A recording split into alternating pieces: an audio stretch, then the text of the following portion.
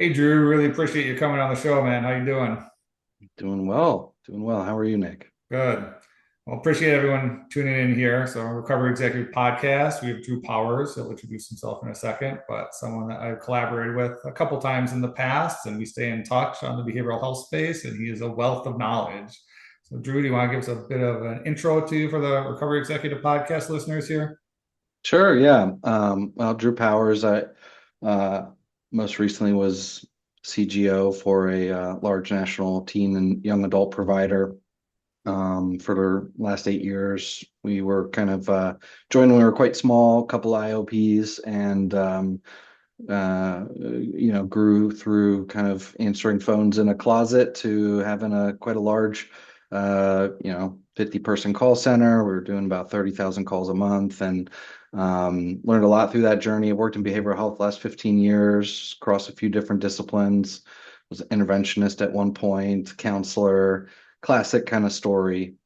Person in recovery, became interested in working in the field, and today I work on the services side. I work with a company that I've partnered with for a very long time as a customer, rollover rep, and we're working on some really neat stuff, expanding the layers for admissions optimization, which is something I'm really passionate about, and it's been a lot of fun. Awesome. So, really, we were talking quite a bit before we started here. And I think the right point to begin the conversation is, as you said, you've been involved with a couple organizations, but spent a lot of time at a team provider that was growing, eventually PE backed, right? Owner founded, then eventually private equity backed. And we just had the news about Discovery Behavioral Health really struggling, right? They just went into receivership. Another number of large providers have also been having very public financial struggles. There's also some that are coming but aren't quite public yet. And this has been a repeatable story in the space. Everything from Sovereign Health way back in the day to American Addiction Centers in 2019 to Discovery Behavioral Health today. So when you look at the space overall and you see just these challenges of growth and scaling, and you also saw it in some of your roles, what's going on? Why is everyone having such a hard time here? $1 million question. And I mean, I think if there was a singular issue that sort of universally applied across the industry, you'd probably see it solved, to be honest. But right in this current moment, I think there are a number of headwinds. Everything from political dynamics at play. Levels of transparency around Medicaid reimbursement, payer dynamics. The consumer is, continually more and more educated on the industry. When I started, it was rare to see a program that was fully in network that you felt like did solid care. And today it's almost a standard. Cash pay programs are, incredibly difficult to get clients into, and almost impossible to scale. I mean, Karen was totally cash pay at one point, and they had hundreds of Right. beds. I mean, imagine trying to do that today. It's a very different industry, and the consumer's more informed. So, when somebody's looking, I mean, odds are they've gone to treatment, they've researched treatment before, and so they're more discerning in what they're looking for. The marketing is no longer just, hey, we do evidence-based care and we're good people, so you should come here. They're wanting to know about outcomes. Do you have an outcome study? Do you have data you can share with me on success rates? Part of that's self-inflicted by the industry, by the way, with people just kind of lying about these things for many years and just posting that we have a 95% success rate on our website, which was, of course, complete and utter, fabrication. But Yeah. that was, that's the landscape we're in today. And, as it relates to sort of the investment side, these businesses are profitable. They can be very profitable, and often they're invested in when they are quite profitable. And I think that, often the journey to get from A to B to get to that investment isn't the same journey that's being modeled for B to C and for C to D and so on. And I think it's really important for, the investment side to recognize that often, like, the learnings through that process are important, and that being able to replicate that is entirely possible. but often like timelines and these things, they move around, we always had goals, in my roles. We had goals, right? We were trying to do things. But if something happened, all of a sudden somebody came out and said, hey, by the way, you got to accredit your ads now with this company called LegitScript, that changes plans, right? You had an unforeseen circumstance, and you have to adjust and pivot and be able to sort of, give some level of patience to the process. And often, I just think that there's a dynamic where as soon as there's trouble in an organization, there's only so many reactions that people will take, and it's like, okay, we got to terminate these people, we got to clean out, or just be able to find some new person and bring them in, and everything's going to be fine. And I think the reality of that is that that's not always the case. And new people take time to ramp. They have to learn the organization, its history, its nuance, and there's very few quick fixes, has been my experience. I think often the path to success is difficult. It often requires a lot of hard work, and it takes time. And so, I think that all of these things combined create an environment where you see some of the larger organizations under a lot of pressure. And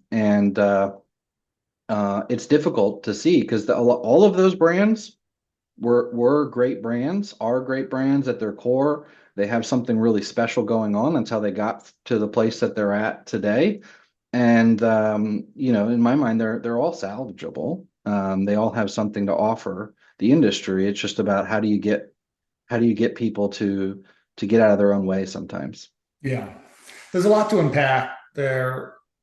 One comment that you made that we've seen quite consistently is having a successful core model.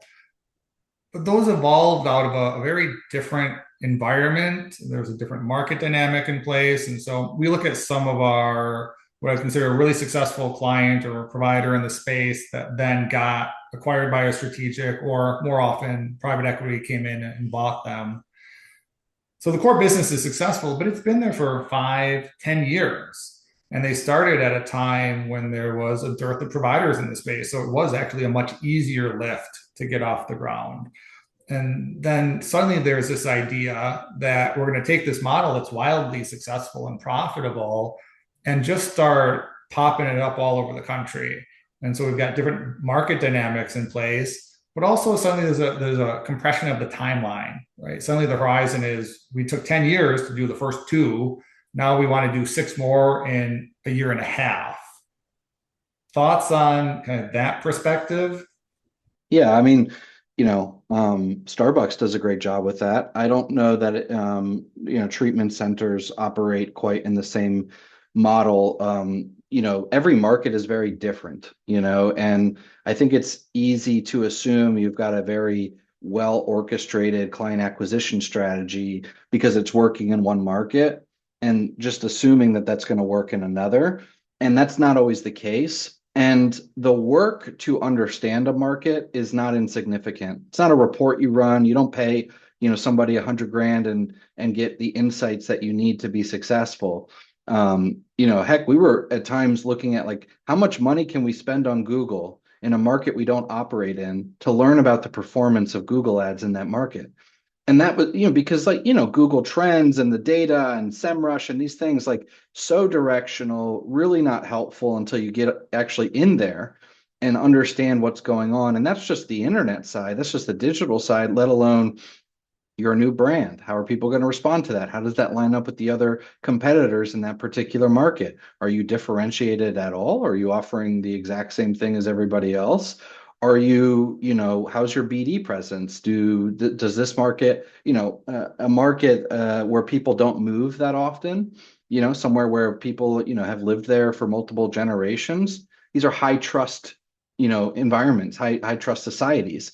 It's very different than, say, Washington, D.C. or Denver, Colorado, where people are, very transient. A lot of them have just moved there. And so they don't go to their doctor. They don't go to their friends. They don't go to their neighbors to ask what to do when they have a problem that's, going on with their kid, with their spouse, whatever. They go to the internet. Now, in a high trust environment, in a high trust society, people might do that. In fact, I got to treatment many times by people, my family asking neighbors who were, kind enough to share what happened to their family. And that's how they learned about where to go. And this was, this was a while ago. So the internet wasn't as vast in terms of being able to get to these answers. But even still, I don't think it would have even crossed their mind to use the internet for something as sensitive as placing their kid into an environment. They really wanted that sort of testimony. And there's many places that's still the case, that people are not going to go to the internet. And you can see it a bit in the data to say, look, the population density of this area doesn't correlate with the search traffic we're seeing out of this market. Like this search traffic and this, sort of the amount of usage here is much more akin to a market where there's a much smaller population size. And that tells you something that's interesting to see. But I think that like the compression of the timeline piece is also just like the nature of the beast. I'm not sure that you can get away from that. I think that's just the reality of if you get to a place where you're going to take on, an investment, there is an expectation there. There's a commitment you're making that says, hey, we're going to perform at a level potentially that we've never performed at before, to go to the next horizon. And that's a bet that the organization is making. And they're making it during, what is usually a very exciting time for everybody. Everybody's riding high, egos are through the roof. And there's very little reflection, I think, on the past to say, like you said, took us 10 years to get to this spot. What's realistic to go to the next? No, realistic and best effort or and best optimistic view of things are often quite far apart. So I think there's a lot of dynamics in terms of like you can only expand so much in one place, so you do go other places. That other place may not be like where you are from and what you are doing currently. It may not work the same way, so you have to pivot, adjust, or learn new things. That takes time, and time is not always the resource given to an organization. Money can be given. Money is quick and easy, and I can spend more money on PPC tomorrow. But if that's not the fix, if the fix is time, that's not always on the table and in the cards. Yeah, a lot of questions. So, real quick, simple one. What do you think is a reasonable timeline for a new facility to reach break even? I mean, obviously, it's going to depend on level of care and things like that. But if you're investing in these companies or you're starting a new location, what has it been your experience in terms of reasonable timelines? Depends on the level of care, depends on the market again. But I mean, I think broadly speaking, higher levels of care like a detox or residential tend to be much faster.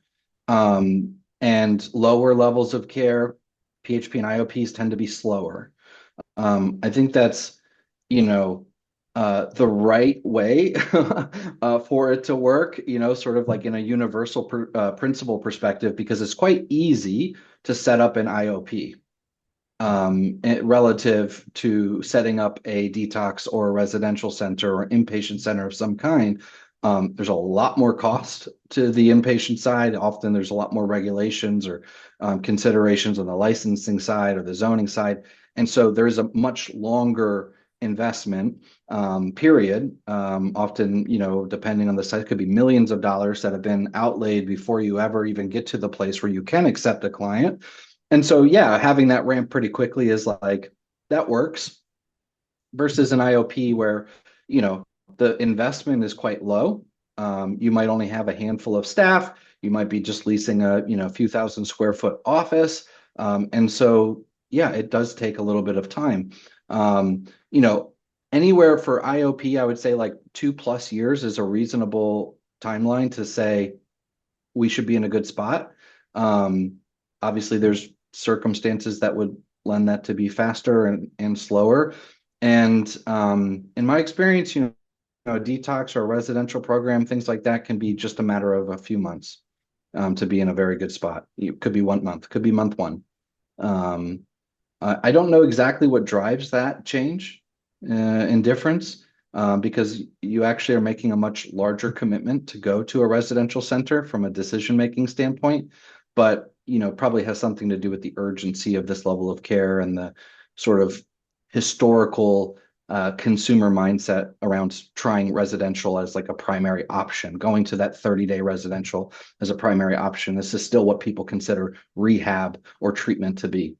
Yeah, I think that's a big piece from what we see.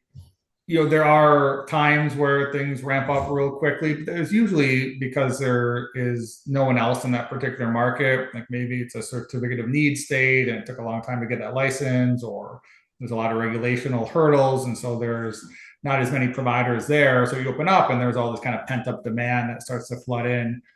But we don't see that in most places across the country anymore. What we see in most places is that there is a lot of existing providers. And so that year and a half, I mean, 18 months is generally what we tell providers, like, look, whatever your level of care is, probably 18 months, unless you found some magical place where there's just nobody around. But the places that are left tend to be lower reimbursement environments. You have to have a lower OPEX model in terms of being able to run efficiently. So I see a lot of challenges. I think one of the other things that we've been seeing related to what you were talking about is like that site selection. I was talking to someone that scaled or worked on scaling one of the larger providers that is now in a very difficult financial place and things aren't going so well. From their perspective, they're like, oh, there's this sophisticated process. We're looking at population density, we're looking at overdose rates, we're looking at hospital usage, we're looking at payer reimbursement. That's baseline, if you ask me. That's just par for the course. That's what everyone should be doing. But to your point, that doesn't answer the question of what are we doing here? Did you look at the competitive landscape? Because as you said, a lot of it's trust building. If I've got 70% of my patient volume coming from community referral sources, they're already referring somewhere because there's all these providers everywhere now. So I'm not just coming into a market and addressing demand. That demand has been met. It's a zero sum game where I need to take over a market share from established competitors. And if I don't have a game plan in terms of where we fit from a community need standpoint and a clinical model standpoint, why is anyone going to refer to me? Why is anyone going to think about going to you as a new provider in town versus the ones that are very well established and that people have heard of before? So we see that dynamic become a big problem for a lot of providers in their site selection process. And you're starting to work with more providers too, even in your role at referral wrap, right, where you have a lot more broader national view. Are you seeing those kind of dynamics where people just end up in spots where they kind of had the wrong assumptions in place? Well, I think no shortage of data, and better data. You can pay a lot of money for some of this data and really get at like payer reimbursement and things like this. And you could go the ChatGPT route and ask ChatGPT what you think too. So a whole spectrum of like, what does that baseline data look like? And I think that it's helpful, like you say, like it should be there. You should look at it. What most people I think don't do is they don't go there physically. And I think that's such an important step. If you go that like meet with the community, meet with the competitors, make some introductions to these places.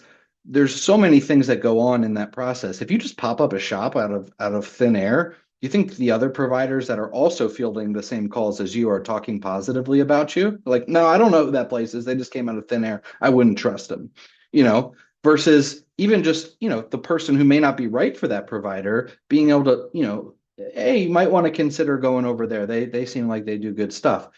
Just the relational aspect of that is so important. Beyond that, you get a true understanding of like, okay, I can look at these things on a map, but like, how is traffic in this area? Is this actually close or not close to, what's reasonable to target in terms of my market, especially with an outpatient program where 30 miles is not created equally everywhere in the country.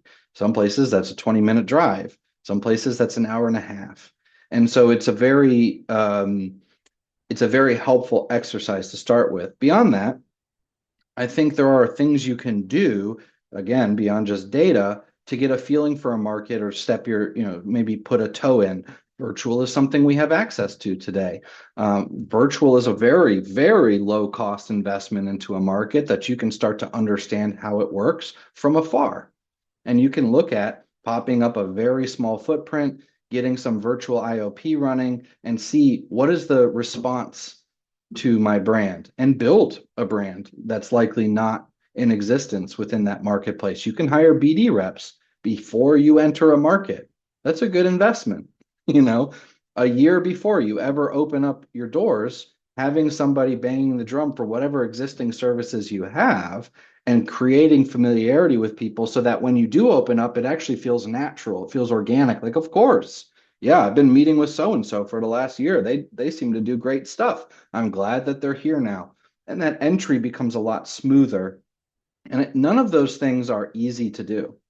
And I think like they're not fast either. Fast and easy are the things that often people really try to go after. And sometimes you have to do it that way. But often, you know, the harder path, the one that takes time, requires you to get on a plane, go somewhere, sit in a hotel, meet with people. That will probably get you better results. At least that's what I think. I agree 100%. That qualitative aspect, I often talk a lot about going beyond the data. The data Yeah, points are a starting point and they give you directionality, but they can't give you the entire picture. And I see yeah, so much of a lack of vision in the behavioral health space. Just that question of we're going into this market, how are we meeting the needs of the community? Do we even know what the needs of that community are? right. And again, what other providers are already there? How are we providing something different, better, so that people are going to want to come to us? Or is there a small segment of the market that we're moving into that is unaddressed? None of that gets identified. There's this lack of vision that I see in a lot of behavioral health. It's too much copy paste. And I think we can pretty much state unequivocally that copy paste doesn't work well in this space. I mean, I've seen situations where the data completely conflicts with the reports on the ground, yeah. where people are like, we need this. And you're like, well, hold on a second. Like, you actually have that. But the sentiment is that this type of thing is an unmet need here. And that's a very important sentiment to whatever that thing is, that's what BD reps are like trying to find, and they don't feel like they have. And if you find a way to meet some of those needs, it's a game changer for them, because you come in with this tremendous level of excitement around your brand, and what you're offering to that market, even if for whatever reason it looks like the market has what they say they need at some level. And I think your earlier point, I do want to just comment on, at least I think what you were alluding to, which is there is this generally, I've been hearing this for 15 years, that people like, there's more than enough to go around, right? Like this is what I heard when I first started doing BD. They're like, yeah, of course, we work together. There's more than enough to go around. You know, I never saw referrals from those people who said that a lot. You know, it was interesting. Um, and I do think like there is data that supports like this tremendous unmet need that gets sort of parroted around in boardrooms and executive, like, look how many people that need treatment don't get treatment. True, right? But like, of that population, of the people who want to get treatment, this is an elective, medical treatment that you are going through. You cannot force people to get it, and most of the time, that have a commercial policy, that have a way to access the private provider. That's a very small subset of the overall data. Now, if you're talking about a Medicaid program, I don't think you have a client acquisition problem. Most of those organizations are not struggling in this area. They're looking at different challenges to solve for. Um, and hopefully that's the place where we end up across the board. I'd love to see a day where Medicaid reimburses as well as the next guy, or better. And, we solve for different problems then. But in today, a lot of people are competing for the same client. Beyond that, you have the same client call 5 different centers, and if those 5 different centers offer different levels of care, what do you think the recommended level of care is for that client? You think it's consistent across the board? You think the IOP program recommends the same thing as the detox program, that recommends the same thing as the residential program, that recommends the same thing as the PHP program with housing, that recommends the same thing as the VIOP program? Nope, they don't. It's the same client. Same story they tell to everybody, but they get a different answer on what they need, which means nobody's actually competing against levels of care. Just because there's another IOP in your area and you offer IOP, you're still competing against the detox residential program up on the mountain. You're That's still right. competing against the virtual program in your market. It is not like for like. It's not apples to apples. It's the same client. And they're going to hear and be, and part of that's just like the nature of it. This is somewhat gray. It's not, there's not an equation you can run to say who's appropriate for IOP. Difference between a PHP client from a criteria standpoint and a residential client, very small gap. And so that is confusing for everybody, for the provider, for the clients, for the families. But at the end of the day, competition exists across levels of care, and most people don't think about it that way. Yeah, that's an excellent point. There is certainly an element of the story that's being told in the communities to the patients calling in, but we do see that tendency constantly with clients. Or no one was going to residential before, or no one was going to IOP before, and then someone pops up, and suddenly we have tons of volume in IOP, right? Yeah. Because that's what's getting recommended to people, and they don't know where to go, and they're just taking the recommendations of the care provider, right? Which is how most people address healthcare. Yeah, that's a good one. I did want to comment on your just go to the facilities. I can't tell you how valuable that is. We get called in, I mean, on the consulting end when we're doing the really deep dive work, we generally say, hey, I want to look at least at one underperforming location, right? Send us there, give us a look at your good performing, high performing locations. The low performing locations, oftentimes it's location based. I've walked into programs that are in the middle of nowhere or in a really, really rundown area of town. So they're trying to run like a luxury residential, and they did build a really nice facility, except it's surrounded by chain link fences and dilapidated buildings. And you're like, oh my God, where am I? I don't feel safe here, right? On the flip side, we've worked with really large MET providers, which is primarily a Medicaid model, and they had one, I remember, that was in a really ritzy area of town with no public transport, and it took, to your point, 40 minutes to get there because there were so many traffic lights, and that was in the summer, much less the winter when the roads get all messy in Ohio. So I'd go back to these clients. I said, your location is just an issue. I said, you can't solve for this. You need to move, which a lot of people don't want to hear, but that is a big part of it. Like, have you actually scoped out the location and seen what the buildings look like, seen who your neighbors are, seeing how easy it is to get to that location, right? If I'm an MAT client, I've got to be there every single day. So if it takes me 40 minutes and you're in the ritzy side of town, I'm on Medicaid, so I'm not in the same area of town, right? I'm coming from farther out. That doesn't work. You know who knows that stuff really well too? Is your BD team.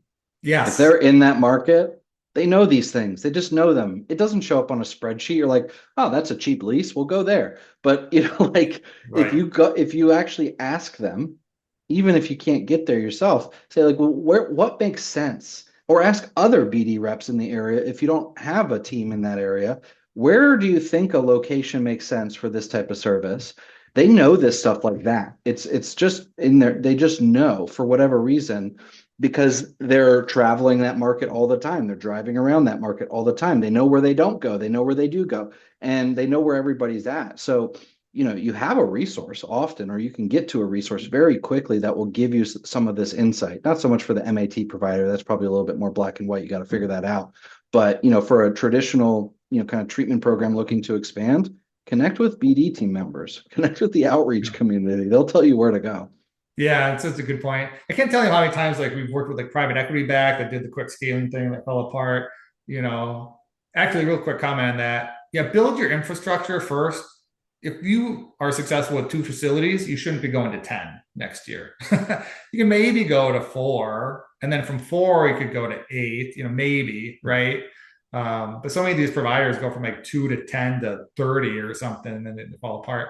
But anyway, like the IOPs is one we see where we'll have these providers build a Chicago IOP and a Los Angeles IOP, but they're in some suburb, 40 minutes away. That's not in Chicago. You know how long it takes to get from Chicago to Yeah. any of the suburbs? Like an hour and a Yeah. half. you know? I know. I know how long Not it takes to convenient. get to the airport from Right. from Chicago is A like a different nightmare. state. Yeah. Yeah, yeah. So again, to your point, go drive it. Like actually see where this thing is.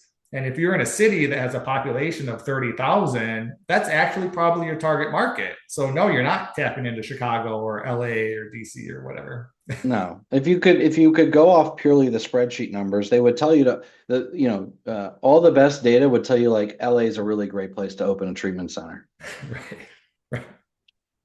Go there and Yeah, go see there. if you still feel that way, right? Right. So of course, the data has to be taken with some sort of qualitative assessment. What that qualitative assessment is for your organization will probably depend slightly on what you do, but and what will, steps you're willing to take or investment you're willing to make in a market before you go there or test things. But, that qualitative stuff is really important. And you can make it quantitative, but it is that's probably this, 70% of it. Yeah. Following up on one of the other things you were saying about the story and how we're talking about that, I've seen issues with that, and we've spoken about it before, where there are providers that are, whether it's the private equity or the current executive team, where they're trying to sell a story rather than the actual nuts and bolts of the business. And so you were giving an example like, hey, why don't we close down these facilities? Because it's actually a better story saying we're being proactive here. We saw that and we reinvested and reallocated capital to a place that has a better story versus saying, hey, do we have a really, really strong model here? And then we know that this will perform given time. We just need to have maybe an expanded time horizon or do a little bit lower expectations on the growth curve, whatever it is. But when people are trying to buy and sell all the time, they're more focused on the story than they are on actual care delivery and operations. Yeah, this is such a giant onion to peel back and so many pieces to it. I mean, boardrooms in general across industries tend to be more narrative driven versus like objective, kind of, um, hey, let's talk about some of the problems. Let's try and work on some solutions together. You might imagine they're that way, but often it's, the company is trying to paint a picture that's generally positive, and the board is trying to like see through that picture to see what's actually going on, and then challenging some of the narratives and asking for data. And it's a dynamic that's difficult for sure. And I'm sure there's great supportive boards out there that work really well, but in the rooms that I've been exposed to, often, it's one group telling a story and another group trying to see if that feels true or not. And I think from a buyer's perspective, if somebody's coming in to buy a business, whether it's for the first time or multiple times, the story is like heavily weighted. I mean, VC is all story. This is like, here's what we're going to do someday. But in private equity, it's like, yeah, because often businesses are messy, especially in the treatment side. You have to have some sort of coherent narrative around why this is investable, why this makes sense. And if that becomes more important than the day-to-day operations, I think that's a challenging dynamic. Because you're aligning around something that's kind of not real. And you're aligning around, the most senior leadership around something that's, kind of ethereal. And, at the end of the day, most businesses grow and do well by focusing on principles like we should deliver good care, we should have a good culture, we should have, strong, operations and tight discipline and these sort of things. But I think the focus can shift, and like focus matters. What are people aligned around? Whether you believe in the law of attraction or just, nuts and bolts of like, what are you spending your time on thinking about? Most senior leadership spend a lot of their time thinking about a business that they're involved in. At least I can speak for myself. Whether I was actively sitting at a desk for 10 hours a day or not, my mind was consumed many more hours of a day, most of a waking day. And so what you're bringing to that forefront matters. And so if the story and the narrative is everything, you just lose sight. It's very easy to lose sight of things. And I do think like, businesses, just going back to your earlier point, it's like if you got two businesses, two locations, and you want to go to 5 or 10 or whatever, um, make sure you really understand what the expenses are going to do. Your business is going to change. These are fixed cost businesses. It's not a SaaS product, you know. If you have one clinical director now who oversees two sites, how many clinical directors do you need? How many regional clinical directors do you need now? How many chief clinic, it doesn't scale linearly. It is not 1 plus 1. And yes, you do get more efficient in some areas over time, but you have to take into account like your margins are going to look different potentially. And I think that level of forecasting is often not done by people to say, really, what is it going to take to be successful Yeah. on the product side? Um, Here, we can probably find out how much money we need to spend on Google and how many BD reps we need and these sort of things. And, my admissions team will grow by this many people because I'll have this many more calls, roughly, whatever. That's pretty straightforward. But, how much oversight do other functions need? What does your middle management start to become? And now you're in a really tricky position because now you have a real growing base of cost. And this is where you hear people talk about like all the bloat that comes along, and people are, kind of stuck at this place where money's tight.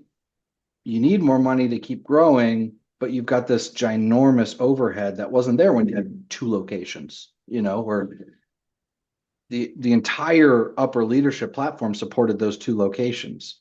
And slowly you start moving people out of that focus. And so you need to replace that focus with other people. So I think that's tricky to get right, but it's a significant consideration that should get a lot of the providers' time as they're thinking about growth. Yeah, and looking at the complexity component is something that can't be quantified very well, but we see providers run into all the time. When you jump states, suddenly you're increasing reimbursement complexity, you're increasing regulation and licensing complexity. And it's also just a pain in the butt. Yeah, I was talking to an owner one time, and he's like, look, he's like, I tried it one time. He's like, I won't own anything out of state. Because he's like, the fact of the matter is, if stuff's blowing up over there, I don't want to get on a plane and fly 5 states away to go fix it. He's like, there's a friction to me making the effort to go deal with that problem because I can't just get in my car and drive to it. And that's very real. Do you want Of to be flying course, around all the time? So you of got to look at course. complexity. Well, I mean, look, if you started your business in treatment and you have a totally decentralized leadership team and nobody's ever been to the facility, and your team operates almost completely independently of any support or outside, kind of guidance and things of that nature. If that's your model, all right. I mean, maybe you can make that work. That's not often how people are started. The founder, the owner, whoever's there, they're boots on the ground, they're in the trenches. That has an impact. Culturally, it has an impact. They have an effectiveness that's different than when you just replace that person with somebody else. All of these things matter, but how do you scale that? Takes time, Right. you know? Yeah. Super hard, very different. I want to switch gears a little bit. I do want to touch on PPC just because we talk about it a lot. PPC is often kind of at the forefront of a lot of behavioral health marketing providers, marketing campaign plans. Oftentimes you'll hear it from me that I'm like, let's pull that back, let's not do it. But you've had very direct experience, especially in the past, because you've been in the space so long. There were periods of time, especially in teen treatment or when you were doing more cash pay, you could spend $14,000 as a cost per acquisition and be like, that's okay. you know, Or uh, more. Yeah, or right, more. right, exactly. So when you look at that, I mean, how realistic is that? Why are providers still focusing on it? And really, are there better places to be investing that capital from a marketing standpoint? Boy, yeah, another onion. Well, if you're in a place where you say to yourself, look, I spend X dollars a month on Google, and that produces me Y. And I'd like to reallocate some of these funds to a cheaper cost of acquisition, whatever that be. Most likely it's a BD team member or something like this. Are you trading that month? Are you going to hire the BD person that month and stop spending the money on Google that month? Because what's going to happen is you are going to move backwards because BD takes time to ramp. Whatever your ramp expectations are, 3 months, 6 months, a year, everybody has a different ramp expectation for BD. So are you willing to move backwards as you fund this other lower cost of acquisition? Because it's not an over PPC gets solidified in people's organizations because it's real time, every week, every day, it's producing results. So good results or bad results, they are results that you are getting. So if you're in a place where you can willingly make that trade, okay, fine. Otherwise, if you're in a position where I need to maintain ground and I need to lower my cost of acquisition and I want to diversify my client acquisition, that takes more money. You need to then spend on top of what you're already spending in order to actually incrementally gain ground. And by the way, the BD rep you hired, whether it's 1 or 20, they're not all going to work out. They're not all going to produce the same amount of results. It's going to be a bit more hit or miss than Google will be, and it's going to take time. So if you really were to run that equation out, you have to take into account all the money that you've spent while you're, sort of diversifying and building that, and then bake that into your future cost of acquisition. And then, eventually get to a place where that, is a little bit more sustainable. I think that's the trap ultimately. And what I have said to people, is if you can approach your client acquisition from the lowest cost channels first, that's a better route to go. It's often not what people want to do because I want clients tomorrow. I want people in my facility tomorrow. But if you can end up in that scenario, what you end up with is the platform, the base, the foundation is your lowest costs. Yeah, that's it. And then what you're doing is you're augmenting with high costs at times. Or, you're running 50% of your budget on PPC and you ramp up to 100% during the holidays or whatever it might be, but you have a lever there. What most people don't have, they think they have a lever with PPC. They don't. They have a cemented expectation from PPC. And that's very difficult to get out of because every other mechanism either takes more money or more time. So you really get stuck, especially if you're already in that place and you are looking to sort of if your consideration is I need to lower my CPA, you're probably in a place where like there's not a lot of money floating around. Right. So it can be a hard place to get out of. On the reimbursement side, I mean, look, all of that, at the end of the day, one of the hardest things about teen and young adult treatment is you're still competing largely against the same keywords as everybody else. Your cost of acquisition is going to be higher. It is just the fact because, like we said earlier, person who's looking for IOP or thinks they need IOP might end up in a residential program depending on which provider they call. And the search terms that they use are generally pretty generic. So the mom looking for drug treatment for her teenager, yes, they qualify that a little bit more than the average person would be that's looking for a 30-year-old. Most people don't search for young adult treatments for drugs, right? But there's still a huge overlap there in the actual keywords that you're advertising on. And so if you are going into a teen and young adult space, you need to know that your cost of acquisition is going to be higher than the detox down the road that takes everybody 18 and up. Right. There's just not enough volume. There's a lot less people going to teen Yeah. treatment.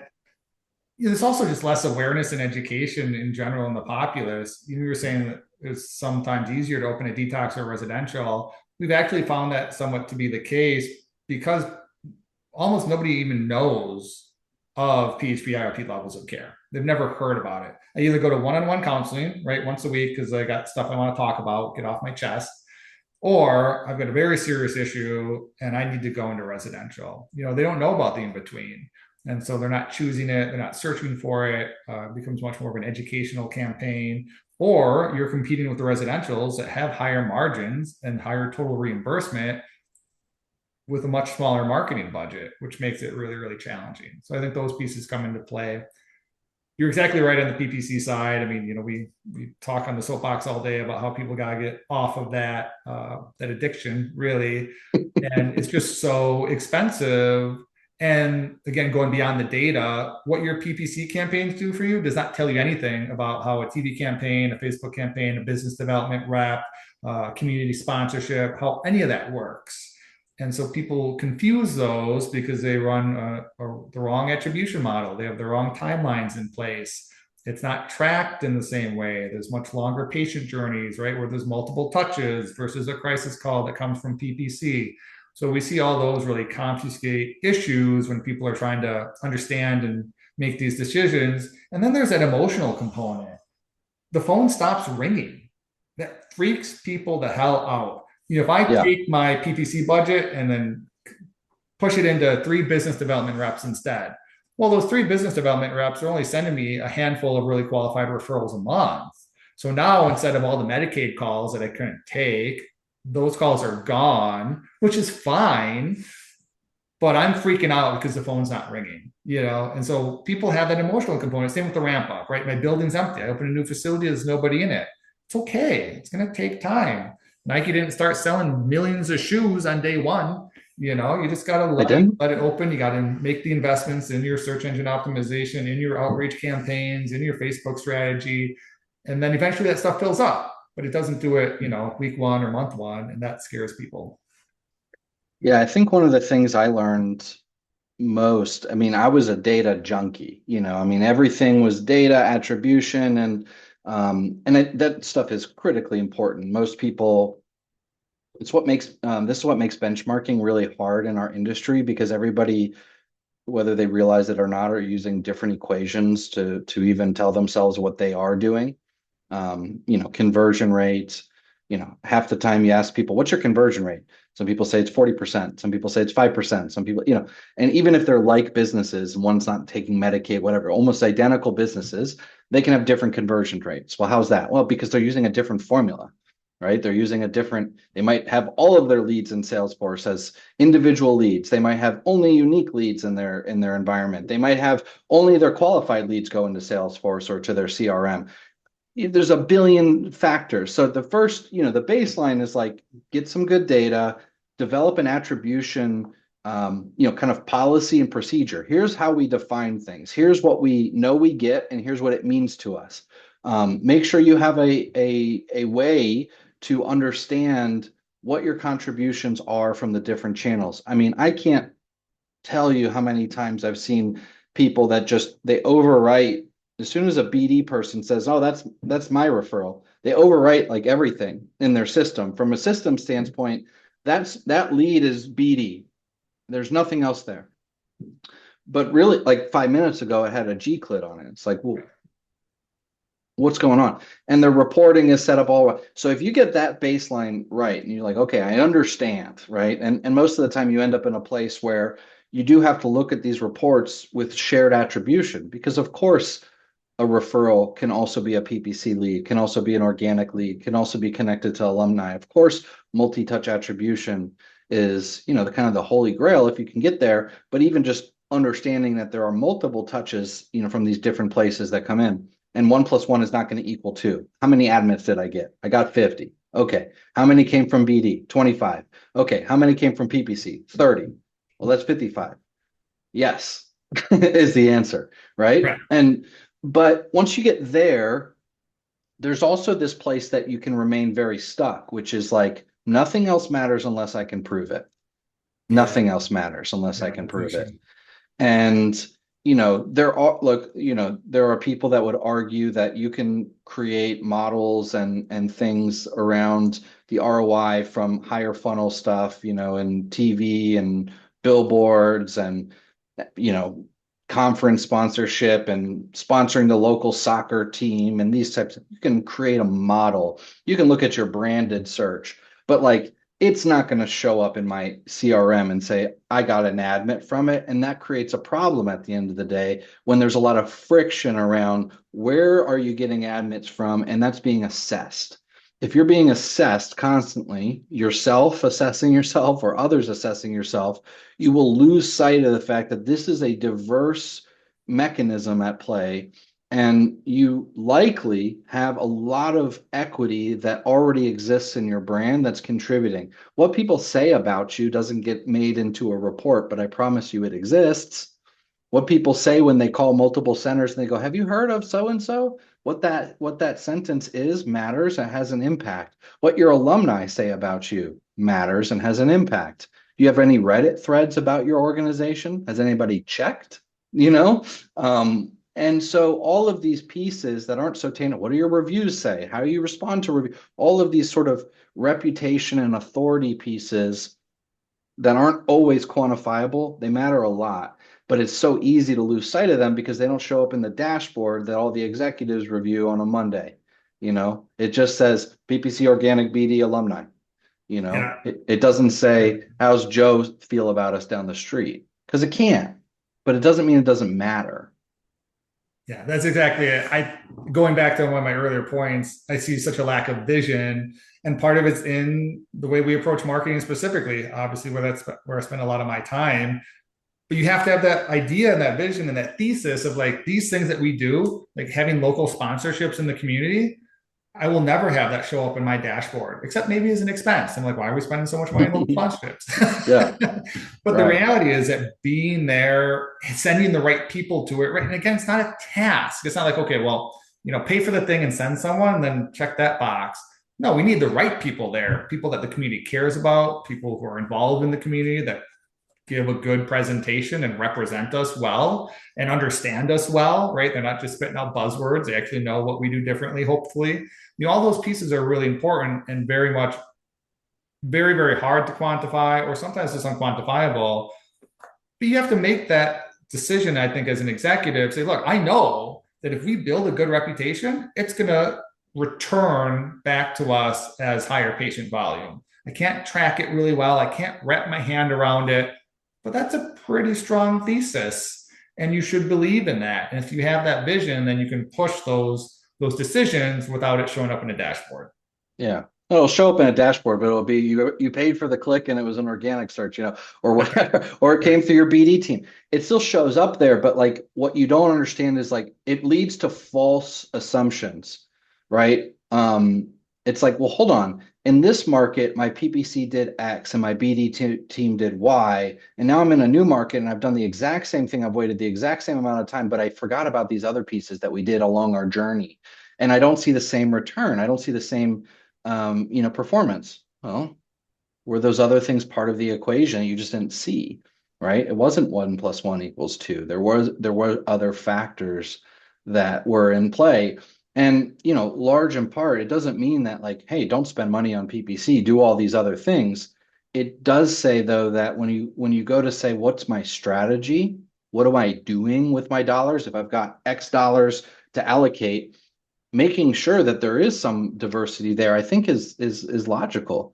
And of course, over time, what happens naturally is like, well, how do I make this more efficient? Well, let me cut the things that are I can't see, right? Let me cut that sponsorship thing. Let me cut that, conference, whatever it is, and that should be done with care. Very, I think, be my opinion to say, do that with caution and make sure you really are thoughtful about those things. Because yeah, it does. I mean, the tally can get quite high. It's like, well, if I took that X dollars and I moved it to PPC, I at least know what I'm getting, but you're not going to get the same output more than likely. Yeah, exactly. I share a story sometimes. I managed a Papa John's when I was in college. It was one of Nice. the big career moves. I can And we see had a how you whole, wound up where you are today. So that's right. yeah. And that's how I got here. They were having a bunch of cost cutting measures, right? And one of the things they did is like, we're going to put an ounce less sauce on the pizza, which they did. And no one really noticed. It was fine. But then they did the same thing with the cheese and like, we're going to put like an ounce less cheese on the pizza. And it was really noticeable. You saw spots on the pizza, the sauce poked through, right? It wasn't covering the toppings. and they were saving a bunch of money. They said they were saving like a cent a pizza, which was nonsense. It ended up being, I ran the numbers, it was like $2 million a year or something across the organization because there's like 400 locations, but it was only like $2,000 or something a quarter per location being saved. It was nothing. Anyway, it looked big when you multiplied all the numbers by the centers and pizzas, right? But 6 months later, sales just tanked. Like we had big losses, and everyone's like, "What's going on? You know, is our marketing not working? Is something going on?" And no one even remembered the cheese cost reduction, right? That was 6 months ago. But what had happened is over time, people were like, "Oh, this pizza sucks."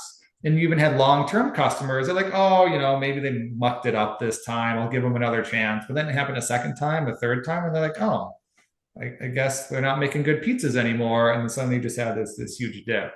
You know, so it's those intangibles, and there's these connections that are very logical that make sense in the minds of the consumer or the minds of the patients.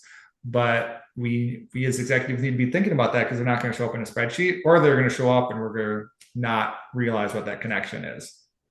Yeah, and some of that's irreversible, Right. or really hard to come back from. Because then all of a sudden, too, what might happen is you might have a competitor that goes, by the way, we give double cheese for free, That's and right. it's like, whoa, now I'm a very loyal customer over here because I just had this terrible experience here, and I'm now, and it's not to say that people like are treating treatment the same way as they do pizza, but I do think that these principles apply and they can be, learned from, and there are instances where, I mean, unfortunate reality is people do go to treatment multiple times. And I think facilities often look at readmission rates with a maybe a jaded view of what that means. I think it's sad, ultimately that you have a high number of readmissions, but ultimately, like, are people calling you back is something to pay attention to, It is. It is. you Well, know? to your point, it's not just the patients. There's probably less volume from readmissions, but that word of mouth in the community is huge. People are in the rooms, especially in substance use. But Yeah. there's a connection there. And then your referral sources are critical. If I've got a referral source that's referring me 10 patients a month, and suddenly I muck up that relationship, they're not going to come back once they find someone else. They're going to be like, "Well, let me try those guys again. I'll give them another chance." No, they found someone else, and now they're just referring the 10 over there. Yeah. Yeah. No, it's really, I mean, it's one of the things that I always struggled with. It's like there's some of these referral sources that require a lot of hand holding through the process, and I struggled with that from an ego perspective. But Sure. I think there's value there to be found for sure. I think if you want to maintain as many good relationships as you can. Most people don't have somebody really thinking about experience. No, no, they don't. And I think customer experience, patient experience, really, first of all, it starts with your homepage, your landing page, what people think about you, your BD team, and then all the way through to discharge. That's your product. It is. So even if you did a great job, even if you did all the right things in treatment and that person leaves really unhappy. Yeah. Yeah. We just ran into with a really large client that we're working with, and they've been getting a lot of complaints around family communications. And so, again, something real common, especially in the res space, is, hey, your blackout times. But families want to know what's going on, and they want to be able to talk to their loved one. That's a big thing. And so you think, hey, what's right for the patient? It's valuable to have this blackout period, but how is that affecting the family? How is that affecting how they think about you? And so you've got to really have intentionality around that experience and the family experience, not just the patient experience. If you're going to say clinically, we need this blackout period, it's critical for success for the patients. How well and how often are you communicating that? And then do you have communication mechanisms in place to give feedback to the family so they start to feel comfortable versus just saying, hey, it's a blackout. Sorry, wait. Yeah. Yeah. Not I great. mean, and these are also your customers. These are also people. These are often the decision maker that put Right. the person in treatment. Of course, it's not always the case, but you do have people that will absolutely pull that person out of treatment the second they think that something's not going the way that they would have hoped. And even if that's dysfunctional, even if that's, something that is arguably and almost verifiably not helpful for the patient, not helpful for themselves. They need to go to their own therapy. Okay, what is your level of responsibility for that healing, that improvement in their own function? And I think that the programs that do really strong family components, not just contact, here's an update, but actually make the family a client, they end up having really good client outcomes too, in terms of lengths of stay and experience. And while that's more difficult work, messy work, a lot of the time, it can be something that does have, from a purely business perspective, you do have an ROI there that you can make, the leap to say, if I invest in family therapists and I invest in a family program and the families come on site and we, take good care of them and we do all these things, which of course, like to a shrewd operator, they're going to go, that's a lot of expenses. The client's my client.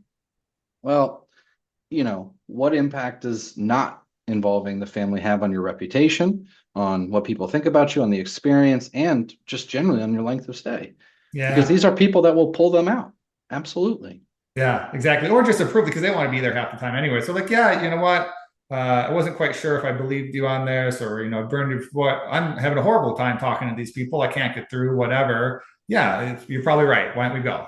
All that stuff matters. And to your point, it's not showing up on a dashboard anywhere. It's like family experience.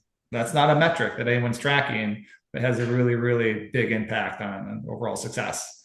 Online Google reviews, you get a negative review, you get a bunch of those, good luck. I mean, that's going to show up real fast in terms of less calls, less admissions, but people And don't there's a care. million places people go to get information now. And by the way, that the LLMs pull from too, Yes. Reddit, Facebook groups, all of these areas that could have been buried before, that aren't, the first page of Google, they are playing into the LLMs and they are where a lot of people do research.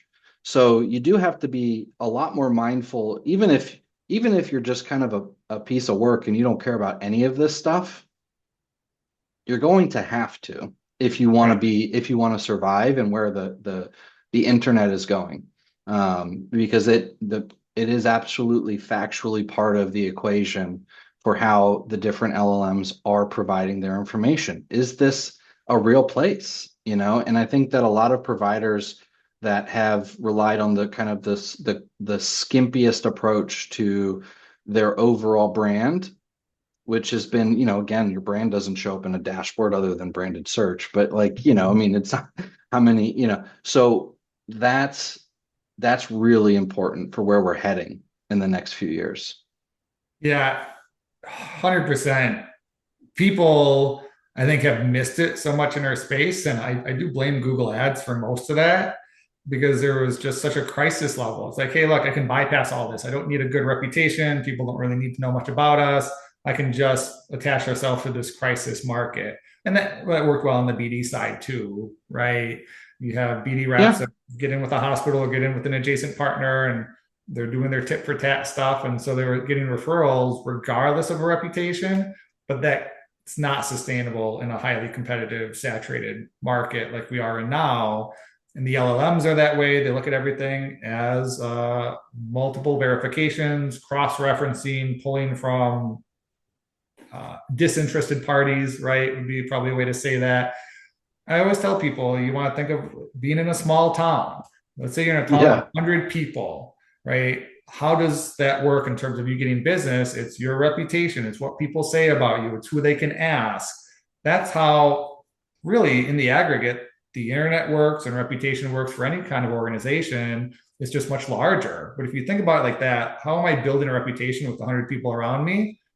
And you operate that way from a marketing standpoint, from a community involvement standpoint, then that starts to get reflected online, right? People are reviewing you, they're talking about you, they're referencing you, and you can't control that. Just like you can't control word of mouth in a small little 100-person town. But when you have that mindset, it helps you start to make the right choices to really build a reputable organization. Yeah. I mean, a lot of these treatment environments, you've got, so many different meetings across the week, different committees and different things. And if you just took one of those and said, this is the experience committee, and this, we're going to take a person from, kind of all the respective disciplines that touch journey, coming into treatment, marketing and ops and UR, everybody bring somebody from that, each of those disciplines, and say, our goal here is to improve the experience that people have when they interact with us.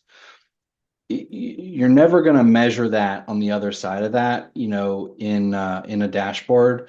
But I can almost assure you that anybody that does that with a real honest approach and a real, commitment to say, and you're going to come up with things you never think about, right? You're like, Yeah. nobody ever thinks about, like, what's it like when people arrive here? What's the parking lot like? Uh-huh. What's Yeah. the what and you might come, and that stuff's so hard to get people to be like, oh yeah, like of course we'll pay for, we'll pave the parking lot that's currently gravel. But it's like the gravel has an impact, like you don't hear it, it's not on the feedback surveys, it's not, but it sets a tone.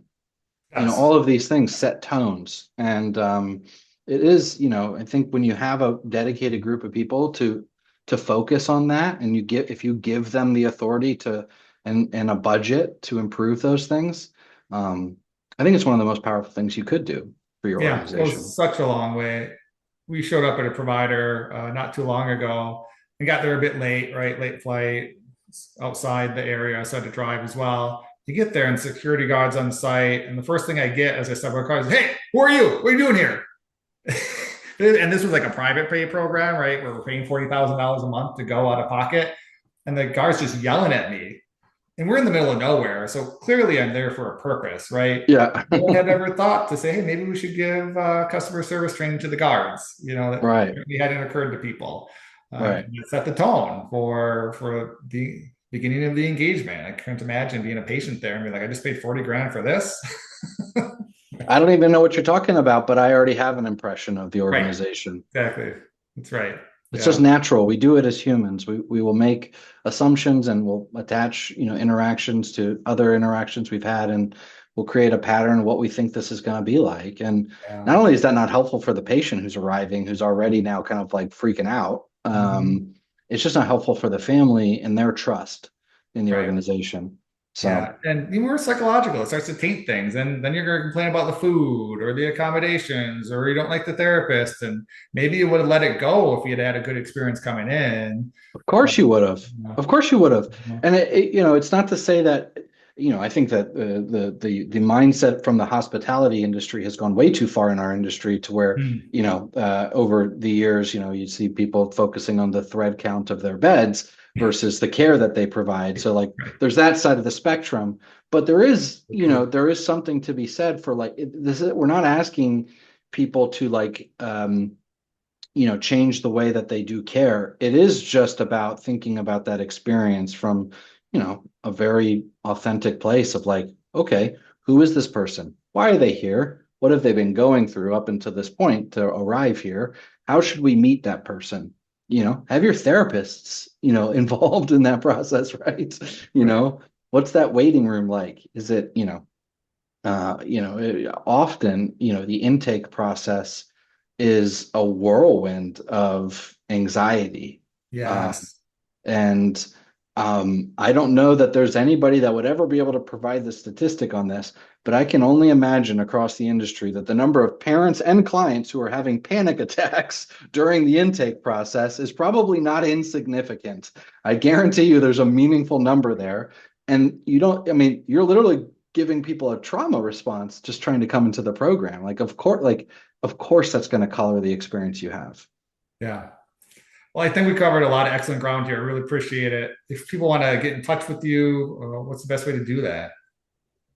Yeah, so most of my work, all of my work today is supporting Rollover Rep as the Chief Growth Officer. So rolloverrep.com, you can reach out to us there. We're, admissions optimization solutions. So Legacy started as an answering service, um, the only behavioral health specific answering service, US based agents trained in HIPAA and crisis calls, and been around for almost a decade. I've been a customer previously for 7, 8 years, and we've expanded into more areas. Missed calls are one area of inefficiency for a admission center, but there are others, like outbound dialing. and augmenting those things. So you can reach out to us anytime at rolloverrep.com. My email is drew@rolloverrep.com. You can always reach out to me, and happy to take a look under the hood. We do, audits on telephony systems and attribution and things like that. So happy to take a look under the hood and